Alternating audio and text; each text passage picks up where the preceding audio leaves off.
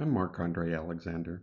Many claim that Edward de Vere, the 17th Earl of Oxford, is Shakespeare's Hamlet, but I'm here to assure you, it's just a coincidence.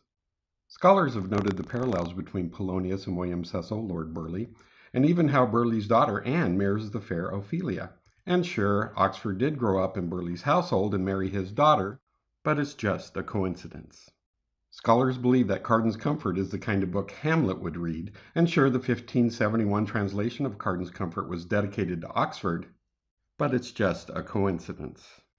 Castiglione's The Book of the Courtier is associated with both Hamlet and Shakespeare's idea of courtliness. And yes, Oxford did write the Latin preface to the 1572 translation, but it's just a coincidence. Shakespeare was immersed in Arthur Golding's English translation of Ovid's Metamorphoses, and Arthur Golding was Oxford's uncle and both did live at Cecil House, but it's just a coincidence. As you know, pirates attacked Hamlet in the English Channel, and pirates also attacked Oxford in the English Channel. And many silly upstarts like to point out that both were noblemen and courtiers, had mothers who remarried after their father's death, were spied upon by their fathers-in-law who were both counselors to the throne, or patrons and players and playwrights, had lovers accused of infidelity who died early and were thought mad at court. But it's just a coincidence. Scholars believe Shakespeare visited Italy due to his profound knowledge of the country, and Shakespeare does make reference to Venice, Genoa, Milan, Padua, Florence, Verona, Messina, and Sicily, and sure, Oxford visited all these places, but it's just a coincidence.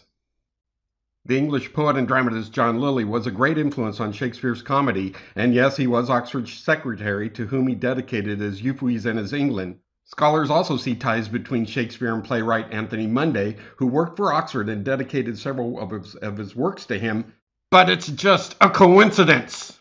Shakespeare dedicated his poem Venus and Adonis to Henry Wriothesley, the Earl of Southampton, and sure, Burleigh did approach Southampton to marry Oxford's daughter Elizabeth, but it's just a coincidence.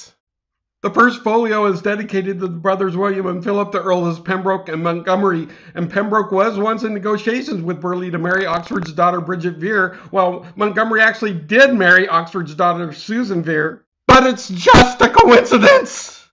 We know Hamlet has a fanatical sense of truth, in that in one place Shakespeare does say truth is truth to the end of reckoning.